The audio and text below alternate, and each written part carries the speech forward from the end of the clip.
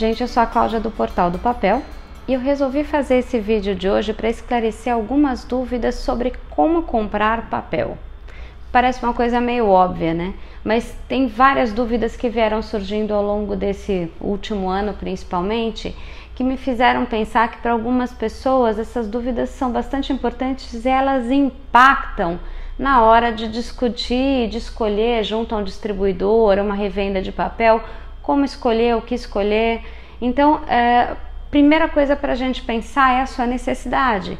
Quando a gente vai fazer um trabalho, esse trabalho ele vai ter um formato, uma demanda de formato, e muitas vezes as pessoas, por exemplo, que fazem artesanato, estão acostumadas a comprar o formato A4 ou o formato A3 e elas acabam fazendo ginásticas para se restringir a esses formatos. Você sabia que muitas vezes o papel que você precisa também tem no formato gráfico e que ele pode ser comprado em folha avulsa? O que seria o formato gráfico? O formato gráfico mais convencional aqui no Brasil é 66 por 96 centímetros. Mas se for um papel, por exemplo, importado da Europa, pode ser 70 centímetros por 1 metro. Os formatos americanos também são um pouco diferentes.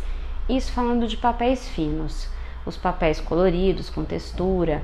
Quando a gente já fala de coucher, cartão, é mais difícil comprar folha avulsa, mas muitos distribuidores trabalham também com folha avulsa para esses papéis. E aí é mais importante ver qual o formato disponível, mas você vai ter também a opção de formato gráfico.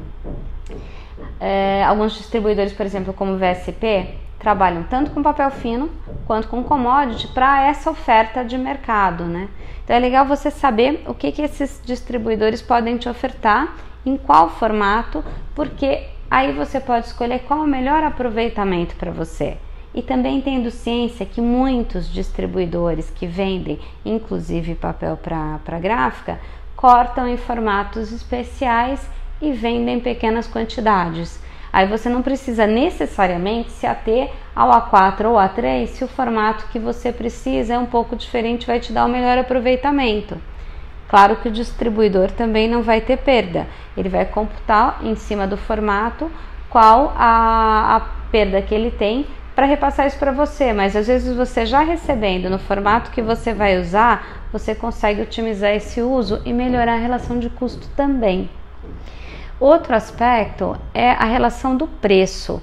Todo papel, isso a gente já falou em outros vídeos, o ponto inicial para formatar o preço de um papel é o quilo.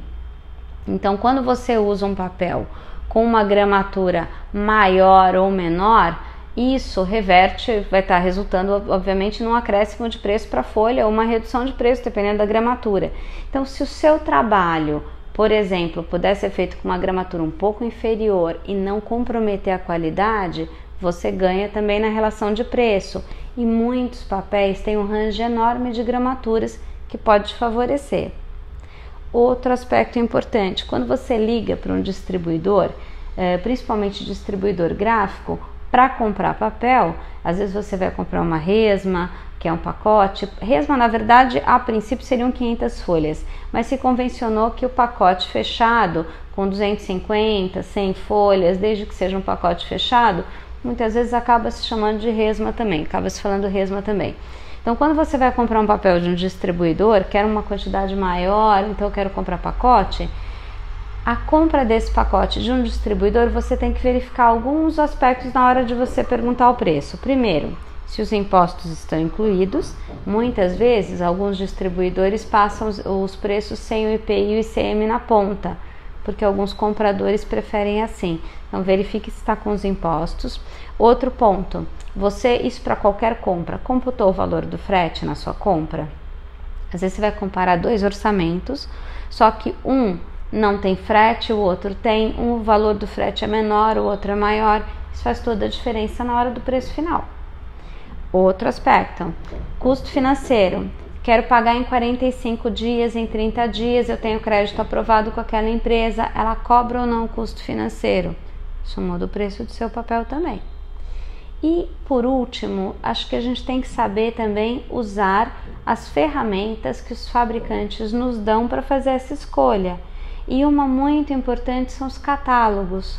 Os catálogos normalmente trazem lâminas informando, por exemplo, quais as gramaturas disponíveis, quantas folhas tem por pacote, peso e outras informações que muitas vezes são importantes para você e você não está considerando.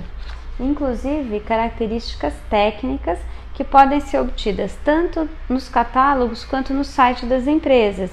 Se você buscar o site das empresas fabricantes, Arjowiggins, Fedrigoni, Philipperson, Canson, todas essas empresas têm nos sites informações muito completas sobre pH do papel, as próprias opções de oferta de gramatura, composição de fibras, se tem fibra de algodão, se não tem fibra de algodão. Se essas informações são importantes para você, saiba buscar nos fabricantes também. Os sites são muito importantes, muito completos e os próprios distribuidores podem ajudar muito com as informações.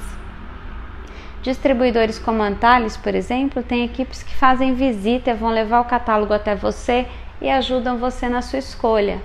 Então, faça uso disso. Qualquer dúvida também, o Portal do Papel está à sua disposição. Você pode entrar em contato com a gente pelo e-mail portaldopapel@portaldopapel.com, pelo direct do Instagram, pelo Face, ou então eu vou deixar o nosso telefone, o WhatsApp, no descritivo do vídeo também. Tá bom? Semana que vem tem mais vídeo. Qualquer dúvida, entre em contato com a gente, é que a gente quer ajudar você a escolher o seu papel e a comprar melhor também. Até semana que vem.